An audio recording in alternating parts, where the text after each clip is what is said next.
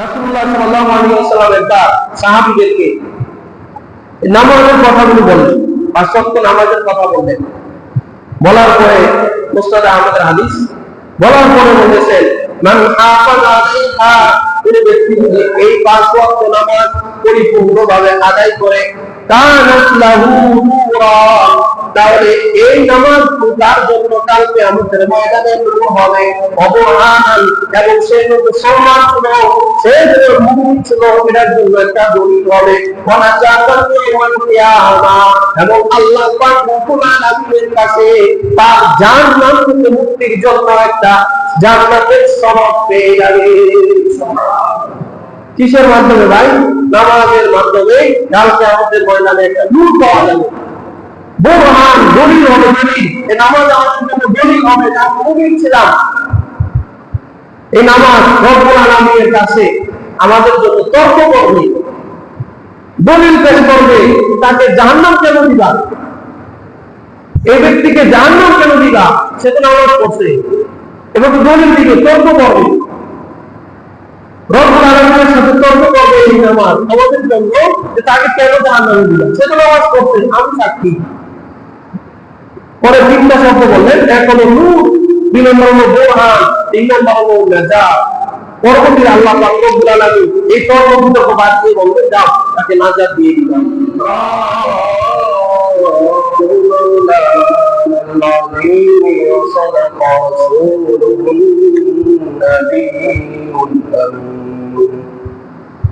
ونحن على ذلك لمن الشاهدين والشاكرين والذاكرين.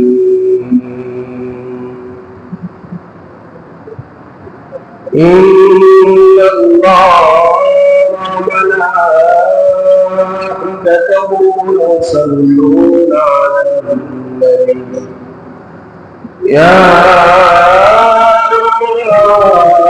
أيها الذين آمنوا صلوا عليه وسلموا تسليما. صل على سيدنا مولانا محمد سيدنا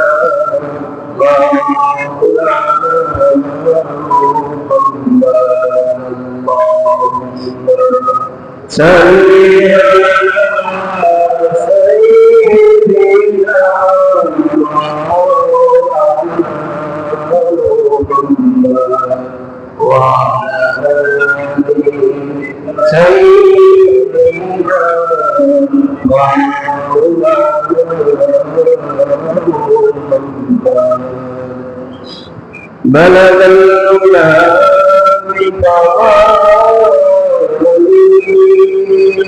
كشف الدجى بجماله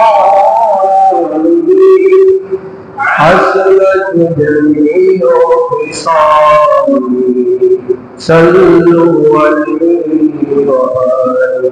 سواء کوئی دوسرے محبت سے بلغ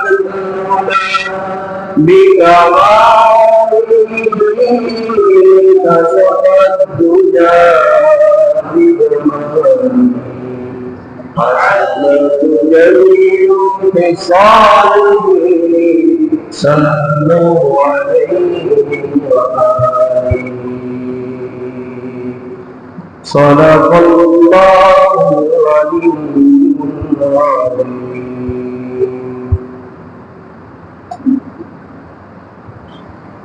আলহামদুলিল্লাহ, মহান রব্বুল আলামিনের দরবারে লাখো কোটি শুকরিয়া যে মহান রব্বুল আলামিন আমাদেরকে মহান পবিত্র এই জুমার দিনে তার পবিত্র বিধান জুমার নামাজ পড়ার লক্ষ্যে তার পবিত্র ঘর মসজিদে আসার বসার তৌফিক দান করেছেন। এজন্য রব্বুল আলামিনের শুকরিয়া আদায় করে আমরা সকলে দরুদ পড়ি আলহামদুলিল্লাহ।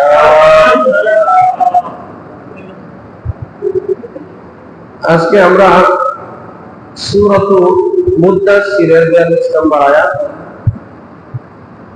এবং রাসূলুল্লাহ সাল্লাল্লাহু আলাইহি ওয়াসাল্লামের অসংখ্য অগণিত হাদিস মুবারক থেকে এখানে হাদিস, যে হাদিসখানা ইমাম তিরমিজি রাহমাতুল্লাহি আলাইহি তার জামিউ তিরমিজি যে কিতাব, ওই কিতাবের মধ্যে উল্লেখ করেছেন, যে হাদিসখানাকে ইমাম নাসিরউদ্দিন আলবানী রাহমাতুল্লাহি আলাইহি সুন্নি হিসেবে উল্লেখ করেছেন। আল্লাহ রাব্বুল আলামিন চাইলে তো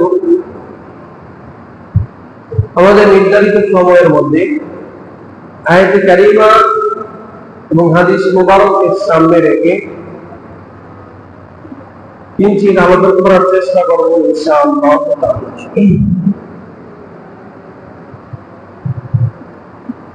রব্বুল আলামিন কোরআনুল কারীমের মধ্যে যে সমস্ত বিষয়গুলোর কথা সবচেয়ে বেশি উল্লেখ করেছেন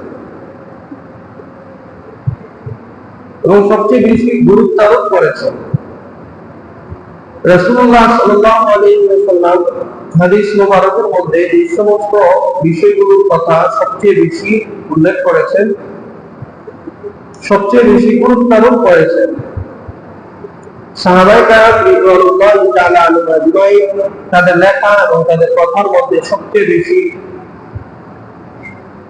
যেই সমস্ত বিষয়ের প্রতি গুরুত্ব আরোপ করেছেন এবং সবচেয়ে বেশি বলেছেন, পরবর্তীতে আইম্মা মুজতাহিদিন, সালফে সালিহিন এবং আমাদের আকাবির উলামায়ে কেরামগণ সবচেয়ে বেশি ইসলামের যেই সমস্ত বিষয়গুলো নিয়ে কথা বলেছেন তার মধ্যে অন্যতম এবং সবচেয়ে বেশি গুরুত্ব দিয়েছেন নামাজ সম্পর্কে। কি সম্পর্কে ভাই?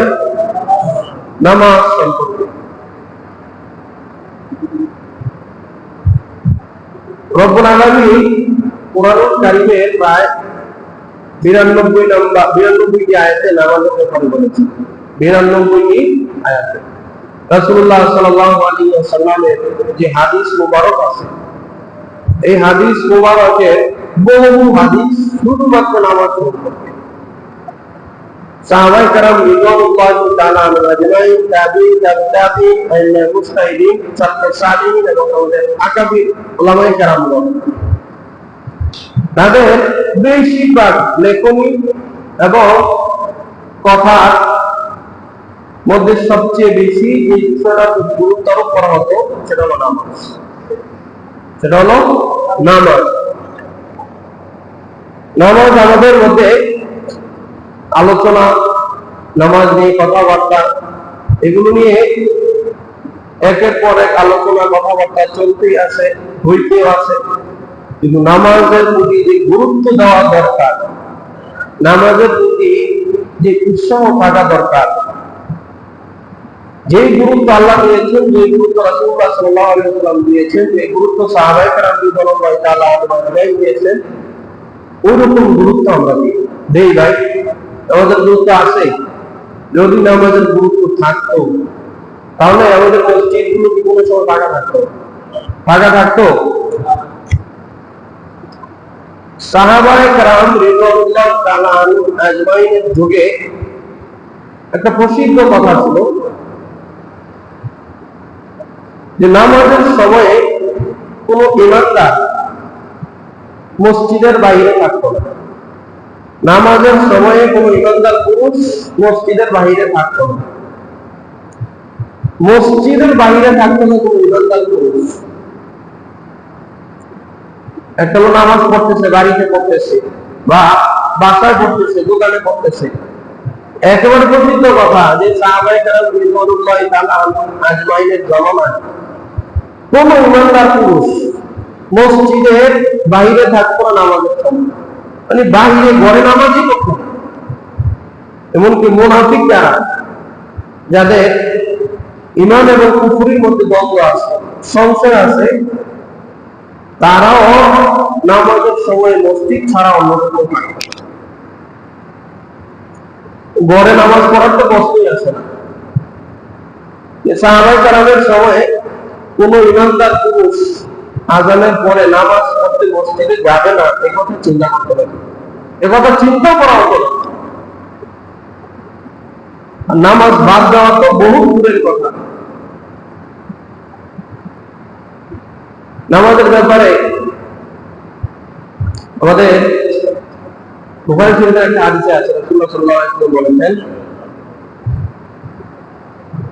যে মান তারাকা সালাতা আমাদান ফাকাদ কাফারা, মান তারাকা সালাতা আমাদান ফাকাদ কাফারা, যে ব্যক্তি ইচ্ছাকৃতভাবে নামাজ ছেড়ে দিল সেই ব্যক্তি কাফের হয়ে গেল।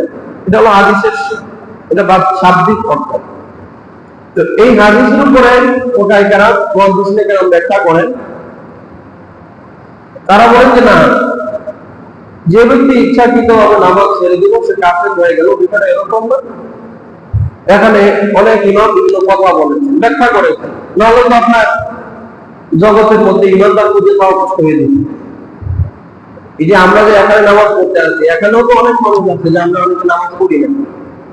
5 ওয়াক্ত পড়লে আপনার একদিন পড়লে আরেকদিন নাই, 4 ওয়াক্ত পড়লে আবার 5 ওয়াক্ত পড়ি না, আসে না ভাই, আসেনি? তাহলে এই হাদিসটা যে কঠিন হয়ে যাচ্ছে, এবং সাহাবায়ে কেরাম রাদিয়াল্লাহু তাআলা আনহু এই হাদিসটার ব্যাখ্যা বিভিন্ন ভাবে করেছেন। এই কারণে বলেছে যে নামাজ ইচ্ছাকৃতভাবে ছেড়ে দেওয়া মানে হলো কেউ যদি গাফলত এবং নামাজের প্রতি অনীহা, নামাজের প্রতি একটু অবজ্ঞা করে নামাজ ছেড়ে দেয়। কথা বললো নামাজ পড়লে কি হবে? একজন ঘরের মধ্যে একজন স্ত্রী তার স্বামীকে বললো যে নামাজ পড়তে যাবো, আজান দিতে নামাজে যাবো, এত বেশি কথা বলবো, বাদ দাও, এরকম ভাবে অবহেলা অবজ্ঞা করলে তাহলে সে কাফের হয়ে যাবে। তাহলে সে কি হয়ে যাবে ভাই? কাফের হয়ে যাবে। আরেকটা ব্যাখ্যা আছে, এছাড়া কিন্তু এই হাদিসটা মারাত্মক বড় একটা হাদিস। কাফের হয়ে যাওয়া মানে হলো আপনার যাবতীয় যৌন বিধি নিষেধ সবগুলা বাদ হয়ে যাবে। আপনার স্ত্রী আপনার থেকে আলাদা হয়ে গেল, আপনার সন্তান অবৈধ সন্তান হয়ে গেল, আপনার ঘর বাড়ি সব ছেড়ে গেল। ইমাম আযম রাহমাতুল্লাহি আলাইহি সহকারে অনেক ইমাম কঠোর কথা বলেছেন যে বর্তমান সময়ে আমরা যে অনেকে নামাজ পড়ি না, এটা একটা বিষয় যে নামাজ পড়ি না, নামাজের জন্য আসি হচ্ছে নামাজটা ছেড়ে দিলাম, পরে রক্ত পরে নিব, আর নামাজ ছাড়বো না, এটা হলো একটা বিষয়। কিন্তু কোনো ব্যক্তি যদি আপনার নিয়মিত অভ্যাস, সে প্রত্যেকদিন সকাল 9টা বাজে যখন অফিসে যায় 8:30 মিনিটে অ্যালার্ম দিয়ে রাখে, তার মানে তার ইচ্ছাই অভাবে ফজরের সময় সে ঘুম থেকে উঠবে না, ফজরের সময় সে ঘুম থেকে উঠবে না, তার মোবাইলে ঘড়ির মধ্যে অ্যালার্ম দেওয়া আছে 8:30 উঠবে, এবং এটা সে নিয়মিত ভাবে করতেছে। এই কাজ যদি কেউ করে তাহলে সে আগে থেকে জানতে যে নামাজ পড়বে না, নামাজ পড়ার কোনো ইচ্ছাই তার নাই, বরঞ্চ আজানের শব্দের যেন ঘুম না ভাঙে অনেক সময় করে জানালা দরজা পর্দাগুলো ভালোভাবে লাগায় রাখে। এই কাজ যারা করতেছি বা এই কাজের সাথে যারা জড়িত আছে, আমরা নিঃসন্দেহে বলতে পারি যে আপনার ইমানের মধ্যে সমস্যা এসে পড়েছে। ইমান যে আপনার মধ্যে নাই এটা নিশ্চিত হয়ে যেতে পারে, ইমান নাই ভিতরে, কারণ তারা অভ্যাসী হয়ে গেছে। যে সাহাবায়ে কেরাম বলছেন যে কোনো ব্যক্তি ইচ্ছাকৃতভাবে নামাজ ছেড়ে দিলে কাফের হবে না, ঠিক আছে, কিন্তু তার সমস্যা ঘুমিয়ে গেছে, ঘুম থেকে উঠতে পারে নাই, কাজে গেছে, কাজের কষ্ট বা নামাজ পড়ে নাই, কিন্তু সে ঘরের মধ্যে অ্যালার্মই দিয়ে রাখছে আপনি 8:30 উঠবে, ঘরের দরজা বন্ধ করে রাখছে, জানালা বন্ধ করে রাখছে, যাতে আজানের শব্দ ঘুম ভেঙে না যায়, ঘরের মধ্যে বলে রাখছে তুমি যখন নামাজ পড়ো আমার ডাক দিও না, অফিস আছে। তাহলে এই ধরনের কাজকর্মতে যারা আমরা জড়িত আছি, আমরা মনে করি আপনার কাজগুলো নিয়ে আপনি একটা ফতোয়া চান যে আমার ইমান আছে কি নাই, তখন ফতোয়া চলে আসবে যে না আপনি ইমানদার না, তওবা করেন, নতুন করে ইমান আনেন, এবং নতুন করে নামাজ পড়া শুরু করেন। এই যে কথাগুলো বললাম, এই ঘুমের সময় অ্যালার্ম দিয়ে রাখে 8:30 উঠবে, নামাজ পড়বে, এটা ঘরের মধ্যে যে নামাজ পড়ে তাকে বলে রাখে যে তুমি যখন নামাজ পড়তে বসবা আওয়াজ বেশি করবা না, উঁচু করবা ধীরস্থির ভাবে, ওই রূপে গিয়ে নামাজ পড়বা, আমার ঘুম যেন কোনো ভাগে না ভাঙে। এরকম আছে কিনা আমাদের সমাজে ভাই? আসেনি ভাই? তার এরকম থাকলে কি নামাজ তো হবেই না, নামাজ তো নাই, তার ইমান কি আছে? তাহলে ভয়ঙ্কর অবস্থা। অথচ সাহাবায়ে কেরাম রাদিয়াল্লাহু তাআলা আনহুম তাদের জমানায় নামাজের সময়ে মসজিদের বাইরে কোনো লোক থাকতো না, ইমানদার থাকতো না, সব কাফের মুশরিক বেঈমান। রাসূলুল্লাহ সাল্লাল্লাহু আলাইহি ওয়াসাল্লাম নামাজের ব্যাপারে সবচেয়ে বেশি গুরুত্ব আরোপ করেছেন, সবচেয়ে বেশি গুরুত্ব আরোপ করেছেন। রাসূলুল্লাহ সাল্লাল্লাহু আলাইহি ওয়াসাল্লাম বলেছেন, যারা নামাজ পড়ে তাদের চেহারা অনেক সময় কালো হতে পারে, তাদের চেহারা আকৃতির গঠন মানুষের কাছে সুন্দর নাও হতে পারে, কিন্তু নিয়মিতভাবে নামাজ পড়লে তার চেহারার মধ্যে একটা নূর চলে আসবে, যে নূরের কারণে তার চেহারা কালো, তার চেহারার আকৃতি গঠন সুন্দর না হলেও সমস্ত মানুষের কাছে তার চেহারার প্রশংসা আল্লাহ পাক রব্বুল আলামিন ছড়িয়ে দেবেন। সুবহানাল্লাহ। বিপরীত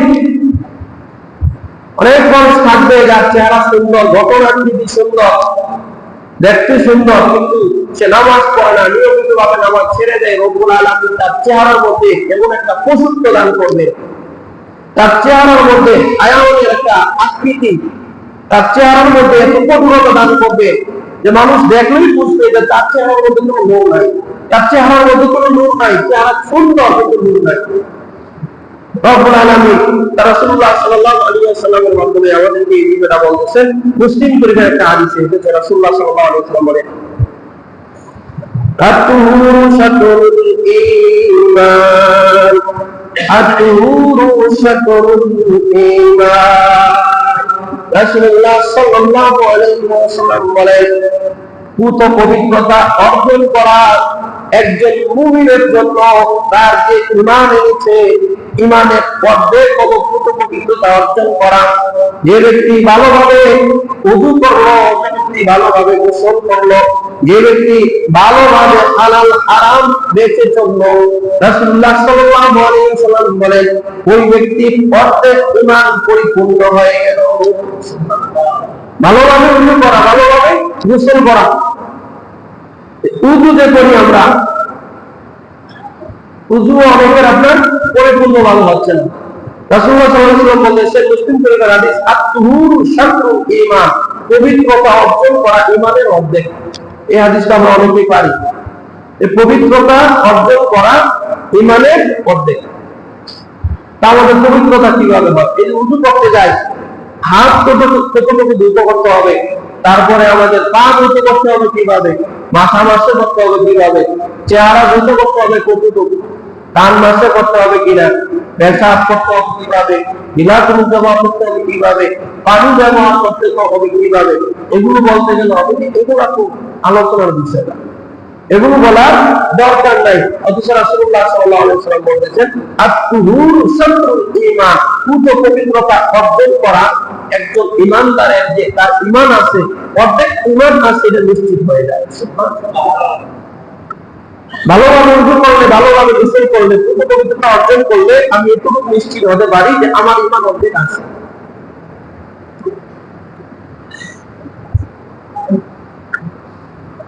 উযুর ক্ষেত্রে ওদের অনেকেরই সমস্যা হয়, নামাজের 1 মিনিট 2 মিনিট আগে দৌড় দিয়ে ঘর থেকে বের হয়, এসে থেকে ইমাম সাহেব রুকুতে চলে যাচ্ছে, এখন আর ওই ধীরস্থির ভাবে উযু করার সময় নাই, কোনোভাবে একটা কল ছাড়ে আর মুখের মধ্যে পানি দেয় আর মুখ ধুতে করতেছে। অথচ উযুর মধ্যে যে 4টা ফরজ, 4টা ফরজ তো ভাই, 4টা ফরজের একটা ফরজ হলো সমস্ত চেহারা ধৌত করা, সমস্ত চেহারা ধৌত করা, সমস্ত চেহারা কি ধৌত করা। শরহুল হিকায়াত, হেদায়াত, এই কয়েকটা কিতাবের মধ্যে চেহারার একটা সংজ্ঞা দিচ্ছে। কেউ শুধু আপনার মুখ, এই মুখ ধৌত করলো, গালটা ধৌত করলো, আর কান, এই চোখ ধৌত করলো, এই শেষ। হেদায়াত এবং শরহুল হিকায়াতের মধ্যে চেহারা একটা সংজ্ঞা দিচ্ছে যে চুল গজানোর স্থান থেকে নিয়ে, খেয়াল করে, চুল গজানোর স্থান থেকে নিয়ে থুতনির নিচ পর্যন্ত, থুতনির নিচ পর্যন্ত, এটা হলো একটা সাইড। আরেক হলো ইলা সাকমানাল উযুনাই, এক কানের গতি থেকে আরেক কানের গতি পর্যন্ত, চুল গজানোর স্থান থেকে নিয়ে থুতনির নিচ পর্যন্ত এক কানের লতি থেকে নিয়ে আরেক কানের লতি পর্যন্ত এই হলো চেহারার আকার বলছে। এই চেহারার মধ্যে সামান্য পরিমাণ যদি আপনার ধৌত করা না হয়, আপনার উযুটা পরিপূর্ণ হবে না। উযুর ফরজ চলে গেল, থুতনির নিচ পর্যন্ত ধৌত করতে হলে আপনার দাড়ি ধৌত করতে হবে। দাড়ির ক্ষেত্রে ফরজ পরিমাণ ধৌত করার নিয়ম হলো আপনার দাড়ির গোড়াটা ধৌত করা। দাড়ির আগা ধৌত হলো কিনা, দীর্ঘ কিনা সেটা লক্ষ্য না, বরং মূল বিষয় হলো দাড়ির গোড়ার মধ্যে পানি গেছে কিনা। কারণ দাড়ি যদি ঘন হয় তাহলে দাড়ি খিলার পরে দাড়ির গোড়ার মধ্যে পানি পৌঁছাইতে হবে। তাহলে এই যে উযুর যে একটা বিষয়, আমরা যদি এই বিষয়গুলো খেয়াল করি তাহলে কি দৌড়িয়ে তাড়াহুড়া করে উযু করা সম্ভব নাকি ধীরস্থিরভাবে উযু করতে হবে? ভাই, এই উযু যদি আমাদের ঠিক না হয় তাহলে নামাজ কি ভালো লাগবে? নামাজ পড়ে যাবে? বলতে যাবে। এরকম ভাবে হাত ধৌত করা, পা ধৌত করা, মাথা ওয়াশ করা, বিরামরূপ ব্যবহার করা, এগুলো আমাদের সকলকে জানতে হবে। রাসূলুল্লাহ সাল্লাল্লাহু আলাইহি ওয়াসাল্লাম বলেছেন, আত-তুহুর শাতরুল ঈমান, যে পবিত্রতা অর্জন করা ইমানের অর্ধেক।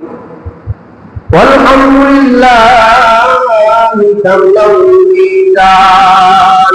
রাসূলুল্লাহ সাল্লাল্লাহু আলাইহি ওয়াসাল্লাম বলেন, সহজ একটা আমলের কথা বলে দেই, ওই আমলটা যদি তোমরা করো, ওই আমলের বিনিময়ে আল্লাহ পাক রব্বুল আলামিন তোমাদের যে মিজানের পাল্লা আছে, ওই মিজানের পাল্লাটা নেকি দিয়ে পরিপূর্ণ করে দিবেন।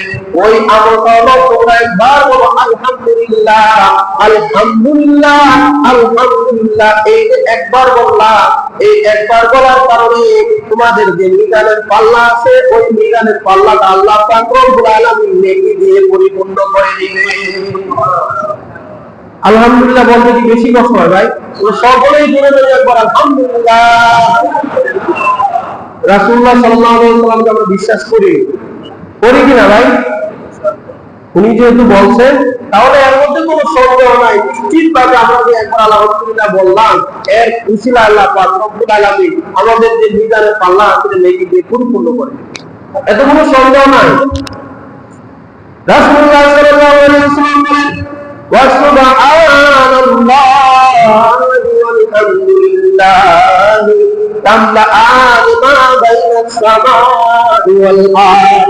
তোমরা যদি বলো সুবহানাল্লাহ ওয়ালহামদুলিল্লাহ, তাহলে আল্লাহ পাক রব্বুল আলামিন আসমান এবং জমিনের মাঝামাঝি যে স্থান আছে, ওই ফাঁকা স্থানটা নেকি দিয়ে পরিপূর্ণ করে দিবে। তাহলে যে আমরা যে নামাজ পড়ি, নামাজের পরে তাসবিহ পাঁচটি একটা আছে, সুবহানাল্লাহ, আলহামদুলিল্লাহ, আল্লাহু আকবার 33 বার, 33 বার, 34 বার, মোট 100 বার। মুসলিম শরীফের হাদিসে আছে, কোন ব্যক্তি যদি প্রত্যেক নামাজের পরে তাসবিহ পাঁচটি পাঠ করে, মানে সুবহানাল্লাহ 33 বার, আলহামদুলিল্লাহ 33 বার, আল্লাহু আকবার 33, 34 বার পরে, রাসূলুল্লাহ সাল্লাল্লাহু আলাইহি ওয়াসাল্লাম বলেন, সে দুনিয়া এবং আখিরাতে কখনো হতাশ হবে না। সুবহানাল্লাহ, কখনো হতাশ হবে না। দুনিয়াতে তার কোনো সমস্যা থাকবে না, আখিরাতে সে হতাশ হবে না, মানে সে জান্নাত লাভ করবে। তাহলে নামাজ ফিরানোর পরে, সালাম ফিরানোর পরে পিছনে ফিরা যখন দেখি যে মুসল্লি একটাও নাই, বেশিরভাগই আপনার দৌড় দিতে আছে, তাহলে সে কোন সময় পড়লো এটা? তাসবিহ পাঁচদিন কখন সে করলো?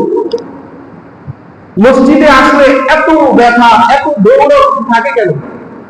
নামাজের পরে ধীরস্থিরভাবে বসতে হবে, এই আমলগুলো করতে হবে, তাহলে আপনার তো শুধু নামাজ পড়লেন। রাসূলুল্লাহ সাল্লাল্লাহু আলাইহি ওয়াসাল্লাম বলেন, আসসালাতু, ওই যে নামাজের নূরের মাধ্যমে নামাজের চেহারা আল্লাহ পাক রব্বুল আলামিন উজ্জ্বল করে দেন। রাসূল বলেন, আসসালাতু, কোন ব্যক্তি নামাজ পড়বে, রব্বুল আলামিন দুনিয়ার মধ্যে এবং আখিরাতের মধ্যে তার চেহারার মধ্যে নূর দিবে। রব্বুল আলামিন বলেন, এমন নূর দিবেন যে রাসূলুল্লাহ সাল্লাল্লাহু আলাইহি ওয়াসাল্লামের এই যে কথাটা কোরআনের একটা আয়াতের মধ্যে এসেছে, ইয়াউমা তারাল মুমিনিনা ওয়াল মুমিনাতি ইয়াসআ নূরুহুম বাইনা আইদিহিম ওয়া বিআইমানিহিম বুশরাকুম ইয়াওমা জান্নাতুন তাজরি মিন তাহতিহাল আনহার। সূরা জারিয়াতের সূরাতুল মাআরিজের মধ্যে রব্বুল আলামিন বলেন, যে ওই দিন কালকে আমাদের ময়দানে যারা নামাজ পড়বে তারা তাদের সামনে, তাদের পিছনে, তাদের ডানে, তাদের বামে তারা এমন লোক দেখবে, তাদের সামনে, ডানে এবং পিছনে সর্বক্ষেত্রে তারা শুধু নূর আর নূর দেখবে। নারী পুরুষ সমস্ত মুমিন যারা নামাজ পড়েছে তারা শুধু নূর দেখবে আর নূর দেখবে। রব্বুল আলামিন বলেন বুশরাকুম ইয়াওমা জান্নাতুন তাজরি মিন তাহতিহাল আনহার। ও আমার নামাজি বান্দা বান্দি, তোমরা যে নামাজ পড়েছো এই কারণে তোমাদের সামনে নূর, তোমাদের পিছনে নূর, তোমাদের ডানে নূর, তোমাদের বামে নূর। আর আমি রব্বুল আলামিনের তরফ থেকে তোমাদের জন্য একটা সুসংবাদ। সুসংবাদ কি? জান্নাতুন তাজরি মিন তাহতিহাল আনহার, এমন জান্নাত আমি তোমাদেরকে দিয়ে দিলাম যেই জান্নাতের প্রবাহী নদীসমূহ প্রবাহমান থাকবে। ওই জান্নাতে তোমরা চিরকাল থাকবে। কিসের বিনিময় ভাই? কিসের বিনিময়? নামাজের বিনিময়। কিসের বিনিময়? নামাজের বিনিময়। নামাজের উপকারের কথা যে হাদিস শরীফে রাসূলুল্লাহ সাল্লাল্লাহু আলাইহি ওয়াসাল্লাম অনেক উল্লেখ করেছেন, সেগুলো থেকে বাছাই করে মুহাদ্দিসিনে কেরাম কেউ 30টা, কেউ 45টা, কেউ 50টা এরকম উপকার উল্লেখ করেছে।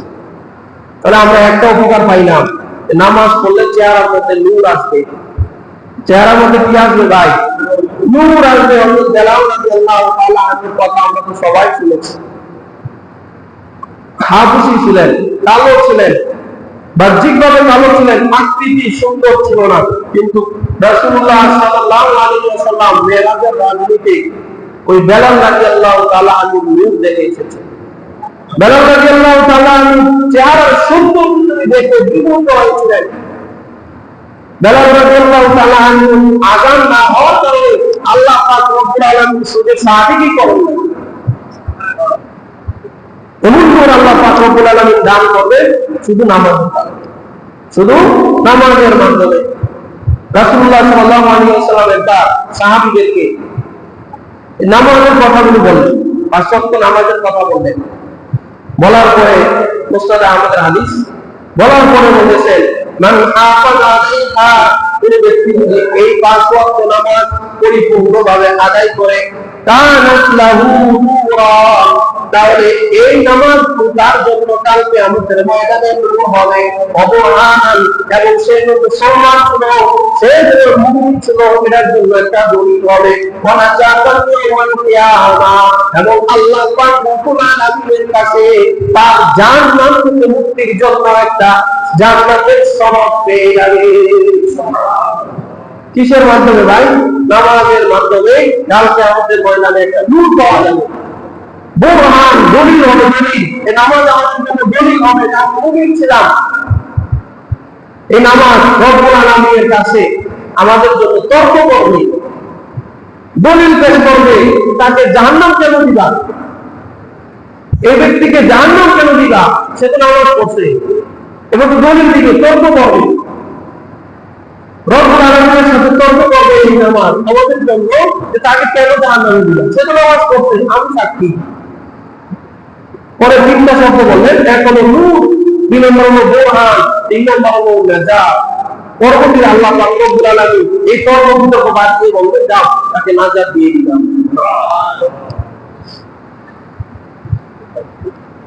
রব্বুল আলামিন কাল কিয়ামতের ময়দানে যাদেরকে জাহান্নাম দিবেন, যাদেরকে জাহান্নামে দিবেন, তাদেরকে জাহান্নামে পরিপূর্ণভাবে জাহান্নামী হিসাবে যখন জাহান্নামে নিক্ষেপ করবেন, ওই সময়ে তার জান্নাতি বন্ধু বান্ধব আত্মীয় স্বজনদের সাথে একবার একটা সাক্ষাৎ ঘটাবেন। এই সাক্ষাৎটা মূলত হলো যাতে করে জাহান্নামীদের জাহান্নাম আরো বেড়ে যায়, জান্নাতীদের জান্নাত আরো বেড়ে যায়। এই যে দুনিয়ার মধ্যে একটা নিয়ম আছে যে কোনো ব্যক্তি ভালো আছে, কামাই করতেছে, সুখ শান্তিতে বসবাস করতেছে, এখন সুখ শান্তিতে বসবাস করতেছে, কামাই করতেছে, সে যদি এটা মানুষকে নাই জানায় তাহলে এটা কেমন সুখ শান্তি? তার শত্রু যারা তাদেরকে জানাইতে হবে, তাহলে তার সুখ শান্তির মাত্রা আরো বেড়ে যায়। আর কোন মানুষ বিপদে আসে, সে গোপনে কেউ জানে না যে সে বিপদে আসে, কিন্তু তার শত্রুরা যখন তার বিপদ সম্পর্কে জানবে তখন তার বিপদটা আরো বেড়ে যায়, আরো বেড়ে যায়। এই কারণে কালকে আমাদের ময়দানে জাহান্নামী যারা এবং জান্নাতি যারা তাদের মধ্যে একটা মোলাকাত হবে। চূড়ান্ত ভাবে জান্নাতি এবং জাহান্নামী নির্ধারণ হওয়ার পর একটা মোলাকাত হবে। এই মোলাকাতের একটা কারণ হলো জান্নাতীরা আরো বেশি আনন্দ লাভ করবে, জাহান্নামীরা আরো বেশি কষ্ট পাবে। তখন সূরা মুদাসসিরের মধ্যে এসেছে, সূরা মুদাসসিরের 42 নম্বর আয়াত, তখন জান্নাতীরা জাহান্নামীদেরকে একটা প্রশ্ন করবে যে তোমরা যে জাহান্নামে আসলা, এই জাহান্নামে আসার কারণটা কি? দুনিয়ার মধ্যে কি কাজ করছো যে এর কারণে তোমাদেরকে জাহান্নাম দেওয়া হলো? কারণ কি? রব্বুল আলামিন এই বিষয়টা তুলে ধরেছেন। তিনি বলেন মা সালাকাকুম ফি সাকার, কাল কিয়ামতের ময়দানে জান্নাতীদেরকে জিজ্ঞাসা করা হবে আজকে তোমাদের এই অধঃপতন, এই অধঃপতনের মূলে কি? এই অধঃপতন অর্থাৎ এই জাহান্নামে আসার কারণ কি? মা সাকার, কেন তোমরা জাহান্নামে পড়লা? ওই জাহান্নামীরা কষ্টে, চূড়ান্ত কষ্টে কান্না করতে করতে বলবে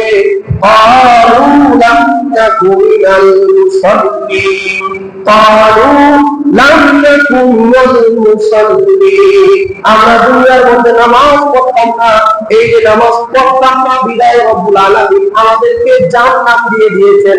জান্নাতীরা বলবে তার মানে আমরা দুনিয়ার মধ্যে নামাজ পড়তাম বিদায় আমাদেরকে রব্বুল আলামিন জান্নাত দান করেছে। নামাজ না পড়লে জাহান্নাম, এর বিপরীত কি হলো? নামাজ পড়লে জান্নাত। নামাজ পড়লে ভাই কি? জান্নাত। কিন্তু এত কথা, এত ওয়াজ, এত আলোচনা নামাজ সম্পর্কে, তারপরও আপনার সব কিছু ঠিক থাকে, শুধু নামাজটাই আপনার কি ঠিক থাকে না। এখন যদি বলা হয় যে আমরা ওই সামনের একটা রাস্তা নতুন করে একটা মসজিদ করব, নতুন করে একটা মসজিদ করবো, দেখবেন আপনার ঘর থেকে বের হয়ে নামাজ পড়ে বের হওয়ার পরেই একটা মোটামুটি একটা জড়সড় হয়ে যাবে যে না ঠিক আছে মসজিদ করেন আমরা আসি। বিদেশ থেকে টাকা আনবে, ওখান থেকে টাকা দিবে, সে ঘর বাড়ি দিয়েছে আপনাকে জায়গা দিয়ে দিবে। মসজিদ নিয়ে আলোচনা হবে, ওই সব কিছু ছাইরে আপনার আলোচনা বসার জন্য রাখবেন। ইমাম সাহেব রাখা হবে, ইমাম বাদ দেওয়া হবে, এই মসজিদের সৌন্দর্য বাড়ানো হবে, এই সমস্ত আলোচনার মধ্যে সবার আগে বিবাহের অনুষ্ঠানে, তারপরে আপনার সামাজিক অনুষ্ঠানে মসজিদের সভাপতি, মসজিদের মোটামুটি, মসজিদের কেশিয়ার, হাফিজ আলী, এই সব কর্ম সবার আগে ধর্মীয় সব কাজ করতে সেরা আগে। কিন্তু যখন আজাদ দেয় মসজিদে আলোচনা করে এক প্রার্থী এসে মসজিদের সামনে দিয়ে চলে আসে কিনা ভাই? এরকম আসেনি ভাই? নামাজ 8 রাকাত 10 রাকাত নামাজ এভাবে পড়বে কিনা ওইভাবে পড়বে। ফজরের পর থেকে নিয়ে আপনার আলোচনা চলতেছে, ঝগড়া চলতেছে, মারামারি চলতেছে আসর পর্যন্ত। এখন নামাজ হিসেবে পড়ে, নামাজ কিভাবে পড়বে, হাত বাঁধবে কি বাঁধবে না, আমি দূরে বলবো কি বলবে না, এগুলো নিয়ে ঝগড়া, মারাত্মক ঝগড়া, টাকা পয়সা খরচ, বাহির থেকে অনুদান আনতেছে, ভিতর থেকে অনুদান আনতেছে, বহু সমস্যা চলতেছে, কিন্তু সে নামাজই পড়ে না। নামাজের ঝগড়া চলতেছে, নামাজ নিয়ে একটা আলোচনা চলতেছে, আলোচনার সময় আপনার আজান হয়ে গেছে, কিছু মানুষ মসজিদে চলে গেছে, কিছু মানুষ বাইরে চলে গেছে। আসে কিনা ভাই? আসেনি? আমরা গতবার একটা আলোচনায় ছিলাম আপনার এদিকে নামাজ সম্পর্কে। আলোচনা আপনার আসরের সময় শুরু হয়ে গেছে, তারপরে আমরা আসরের আধা ঘন্টা পরে গিয়ে আমরা মসজিদে নামাজ পড়ছি। ওই আলোচনার মধ্যে কমপক্ষে আপনার 100 থেকে 150 মানুষ, কিন্তু নামাজের সময় গিয়ে দেখা গেল আপনার 20 থেকে 15 জন মানুষ শুধু নামাজি। আর বাকি যে লোকগুলো ছিল আসরের সময় তার সারাদিন থাকে না, মাগরিবের সময় শুরু, মাগরিব আপনার আসরের সময় শেষ, তার মানে সে নামাজই পড়বে। অথচ সব কিছুর মূল দরকার ছিল কি আমাদের? নামাজ। কয়েকদিন আগে আপনার একটা খবরের কাগজে আসছে যে বাংলাদেশের এক নায়ক তার বাবা মাকে ওসিয়ত করে গেছে যে একটা মসজিদ করো, একটা মসজিদ করো। ওই গ্রাম অঞ্চলে আপনার এমন এক স্থানে গিয়েছে মসজিদ করলো যেখানে আপনার লোক জনগণ ভুলেও যায় না, আপনার এক খামারের ভুলে। তো ওই মসজিদে করছে আপনার, সেখানে দায়িত্ব আপনার কষ্ট, আর সেখানে সে মানুষ যায়, কিন্তু সে আপনার সে জান্নাতি হয়ে গেছে, তো মসজিদ সে করে দিল, জান্নাতি হয়ে গেছে। অথচ পরবর্তীতে খবর আসলো যে মসজিদের যে আঙ্গিনা আছে, মসজিদের ভিতরে মানুষ গান ডাকে, মসজিদের যে আঙ্গিনা আছে সেখানে লোক পালন করে, মানুষ যায় না।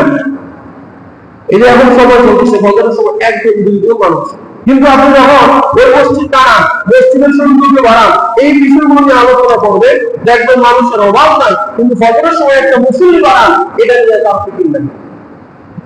ইমাম আসছে, নতুন ইমাম আসছে, পড়া সুন্দর, কেরাত সুন্দর, মুসলিমের সংখ্যা বাড়ছে। মুসলিমের সংখ্যা বাড়ছে আপনার এক মসজিদ ছেড়ে আরেক মসজিদে চলে আসছে, নতুন করে নামাজ দিচ্ছে, বিষয়টা এরকম না।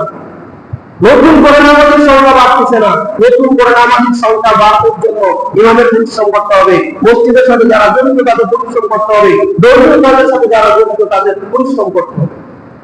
নামাজি বাড়াইতে হবে, নামাজি। আপনার মসজিদ ভরে গেছে, ওই মসজিদ খালি হয়ে গেছে, এগুলো তো নামাজি পাচ্ছে না। এক মসজিদে মুসল্লি আরেক মসজিদে চলে গেল, এটা লাভ কি হল?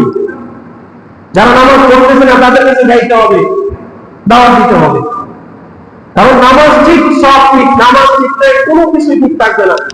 আর এই যে বর্তমান সময়ে আপনার জীবন মধ্যের মধ্যে শেষ হয়ে যাচ্ছে, বিশেষ করে আমরা যারা বাংলাদেশে বসবাস করি, কোন ধরনের দায়বদ্ধতা আছে, সরকারের দায়বদ্ধতা আছে, কে বলবো, কে আসলে নিজে কোনো আলোচনা হয়? কয়েকদিন আগে যে স্কুলে মারা গেল, 2 দিন গেল শেষ। ওই যে কয়েকদিন আগে আপনার ওই যে একটা বাস অ্যাক্সিডেন্ট করে বিদেশ থেকে আসতো লোকটা, বাহার, তার 7 জন মারা গেল। এটার জন্য কোন ধরনের কেউ দায়বদ্ধ না, কেউ দায়বদ্ধ না। গতকাল রাত্রে একজনকে গলা করে হত্যা করা হলো, অভিযোগ হত্যা করা হলো, এটার জন্য কেউ কোনো দায়বদ্ধতা নাই। আমাদের তো এক সময় আজকে বা কাউকে একই ধরনের উপলব্ধি হইতে হবে, হইতে হবে। দুনিয়া তো শেষ, দুনিয়া তো শেষ, আমাদের বিচার নেওয়া হবে না। তাহলে আমরা নামাজ যদি না করি আখিরাতে পাবো না, নামাজ না পড়লে তো আখিরাতে পাবো না।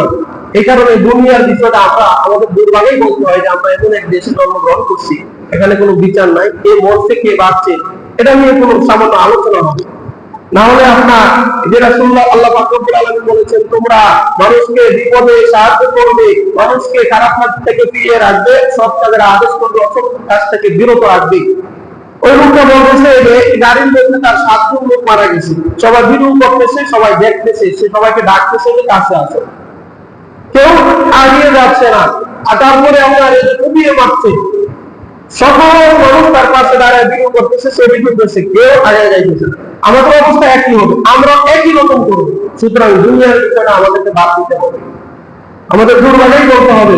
এখন আমাদেরকে আখিরাত নিয়ে চিন্তা করতে হবে, নামাজটা ধরতে হবে। আখিরাত নিয়ে চিন্তা করবে, সর্বোত্তম কাজ করতে হবে নামাজ। কোন ব্যক্তি 100 মসজিদ করলো, আর এগুলো সর্বনাশ 10টা 5টা 13টা বছরের জন্য, এই মসজিদগুলো তার জাহান্নামের কারণ হবে যদি সে নামাজই না পড়ে। 1000টা মসজিদ বানানোর চেয়ে একজন মুসল্লি বানান, একজন নামাজি বানানো অনেক বেশি গুরুত্বপূর্ণ। ঠিক কিনা ভাই? ঠিক কিনা? বর্তমান সময়ে আপনি চাই এই এলাকার মধ্যে, এই এখানে যারা আছে সবাই মিলে আরো 2টা মসজিদ বানাইতে পারবো, কিন্তু আমরা বুকে হাত দিয়ে বলতে পারবো কিনা যে 1 বছর পরিশ্রম করবো একটা নামাজি বানানো? সম্ভব না। রাসূলুল্লাহ সাল্লাল্লাহু আলাইহি ওয়াসাল্লাম হাদিসে বলেন, আস-সহিহুল জামি, একটা হাদিসের কিতাব আছে, সেই হাদিসের কিতাব, সেখানে বলেন, আউয়ালু মা ইউহাসাবু বিল আবদু ইয়াওমাল কিয়ামাতিস সালাহ। রাসূলুল্লাহ সাল্লাল্লাহু আলাইহি ওয়াসাল্লাম বলেন, ও মুমিন, তোমরা দুনিয়ার মধ্যে যত নামাজ পড়ো না কেন, যত ইবাদত বন্দেগী করো, ওয়াজ মাহফিল করো, মসজিদ মাদ্রাসা করো, যত কল্যাণকর কাজ করো না কেন, কাল কিয়ামতের ময়দানে তোমাদের সর্বপ্রথম হিসাব হবে নামাজের। বামান সালুহা সালুহা সাহিবু আমালিহি, যার নামাজের হিসাবটা সঠিক হয়ে যাবে, তার বাকি যে ইবাদত বন্দেগী আছে সবগুলো সঠিক হয়ে যাবে, আর সে জান্নাতে চলে যাবে। সর্বপ্রথম কিসের হিসাব ভাই? নামাজের। নামাজের হিসাব ঠিক নাই, আর বাকি যে আপনি 10টা মসজিদ বানাইছেন, এই করছেন, ওই করছেন, ওই করছেন, এগুলোর উপর জিজ্ঞাসা করবেন। নামাজ যদি গলত হয়, নামাজ যদি গলত হয়, নামাজের হিসাব যদি ঠিক মতো দেওয়া না যায়, জীবনে আপনার কত বছর কাটাইলেন, এগুলো হিসাব বের করা তো সহজ। 365 দিনে 5 দিন গুণ করলে আপনার হিসাব বের হয়ে যাবে যে কয়দিন নামাজ পড়েন নাই। আমি আপনি এত কোনখানে হিসাব করবো না, কিন্তু রব্বুল আলামিন ইন্নাল্লাহা সারিউল হিসাব, একেবারে আগা গোড়া থেকে শুরু করে পরিপূর্ণ হিসাব যখন পেশ করবে, নামাজের হিসাব ঠিক নাই, রব্বুল আলামিন বলবেন তার কোনো আমলই ঠিক নাই, তাকে জাহান্নামে দিয়ে দাও। তাকে কোথায় দিয়ে দাও ভাই? জাহান্নামে দিয়ে দাও। রাসূলুল্লাহ সাল্লাল্লাহু আলাইহি ওয়াসাল্লাম থেকে মুসনাদ আহমদ এবং আবু দাউদে আরেকটা হাদিস এসেছে, যে রাসূলুল্লাহ সাল্লাল্লাহু আলাইহি ওয়াসাল্লাম বলেন আল্লাহ পাক রব্বুল আলামিন মুমিন বান্দার উপরে 5 ওয়াক্ত নামাজ ফরজ করেছেন। 5 ওয়াক্ত নামাজ ফরজ করেছেন। কোন ব্যক্তি যদি ওই নামাজগুলোতে কোনো নষ্ট না করে, নামাজগুলো ঠিকঠাক মতো আদায় করে, রাসূলুল্লাহ সাল্লাল্লাহু আলাইহি ওয়াসাল্লাম বলেন কানা লাহু আহদুন ইনদাল্লাহ আইয়ুদখিলাহু জান্নাহ। ওই নামাজ যদি আল্লাহ রাব্বুল আলামিনের কাছে গিয়ে বলবে আমাকে জান্নাত দিয়ে দাও, আমাকে জান্নাত দিয়ে দাও, রব্বুল আলামিন বলবেন কেন তোমাকে জান্নাত দিব? তোমার এত জোরে কথা বলার কি সাহস হলো? ওই নামাজি ব্যক্তি বলবে তোমার রাসূল সাল্লাল্লাহু আলাইহি ওয়াসাল্লাম বলেছেন কোন ব্যক্তি 5 ওয়াক্ত নামাজ জামাতের সাথে আদায় করলে তার জন্য তোমার তরফ থেকে একটা চুক্তি আছে, ওই চুক্তি আমি নিয়ে এসেছি, ওই চুক্তি দেখো আর আমাকে জান্নাত দিয়ে দাও। রাসূলুল্লাহ সাল্লাল্লাহু আলাইহি ওয়াসাল্লাম বলেন বাস্তবিক পক্ষেই যদি সে নামাজি হয়ে থাকে রব্বুল আলামিন তার চুক্তি মোতাবেক তাকে জান্নাত দিয়ে দিবেন। আল্লাহ রাব্বুল আলামিন কি চুক্তি ভাঙবেন? চুক্তি ভঙ্গ করবে না, চুক্তি ভঙ্গ করবেন না, বরং কিছু ভুল কাজ করলে এগুলো মাফ করে জান্নাত দিয়ে দিবেন। তাহলে ভাই আমরা কি নামাজ পড়তে রাজি আছি? আছি ভাই। নামাজের আগে পরে যে তাকবীরের উলার কথা আছে, আমরা একটা নামাজ পড়াই মাঝে মাঝে, যখন নামাজ শুরু করি এক কাতার পড়ে না, নামাজ শুরু করার সময় এক কাতার লোক নাই, যখন সালাম ফিরে পিছনে ফিরে দেখি 3 কাতার হয়ে গেল। এই 2-1 মিনিট বা 1 মিনিট সময়ের দিকে ইচ্ছা করে একটু দৌড়ে আসতে পারে না, একটু আগে পৌঁছে করতে পারে না, পারে একটু গল্প বাড়তি একটু আগে আসতে পারে না। অথচ এই যে প্রথম যে হাদিসটা বললাম তাকবীরে উলা মানে ইমাম সাহেব যখন প্রথম আল্লাহু আকবার বলে ওই সময় যদি কোনো ব্যক্তি নামাজে শরীক হয় লাগাতার এরকমভাবে 40 দিন নামাজ পড়তে পারে, রাসূলুল্লাহ সাল্লাল্লাহু আলাইহি ওয়াসাল্লাম বলেন তার জন্য 2টা সুসংবাদ, এক হলো তার নামটা মুনাফিকের খাতা থেকে কেটে যাবে, আরেক হলো তাকে জাহান্নাম থেকে চিরতরে মুক্তি দিয়ে দেওয়া হবে। সুবহানাল্লাহ। আরেকটা হাদিস আছে এই বিষয়ে যে কোনো ব্যক্তি যদি লাগাতার 40 দিন তাকবীরে উলা নামাজের সাথে প্রথম আল্লাহু আকবার থেকে শুরু করে নামাজে শরীক হয়, সে 40 দিন নামাজ পড়ার পরে রব্বুল আলামিনের কাছে যে সব যে দোয়াগুলো করবে সবগুলো দোয়া রব্বুল আলামিন তার কবুল করে নেবেন। তাহলে রাজি আছি ইনশাআল্লাহ ভাই? রাজি আছি তো ইনশাআল্লাহ? সকলে আমরা সকলে মসজিদে আসবো, মসজিদে আসার সময় আমার ভাইকে ধরে নিয়ে আসবো, একটা গাড়ি কিনে গাড়ি শুনি, তারপরে তাকে মসজিদে ধরে নিয়ে আসবো, নামাজের পরে আগে কিছু সময় মসজিদে কাটাবো। আল্লাহ পাক রব্বুল আলামিন আমাদের সবাই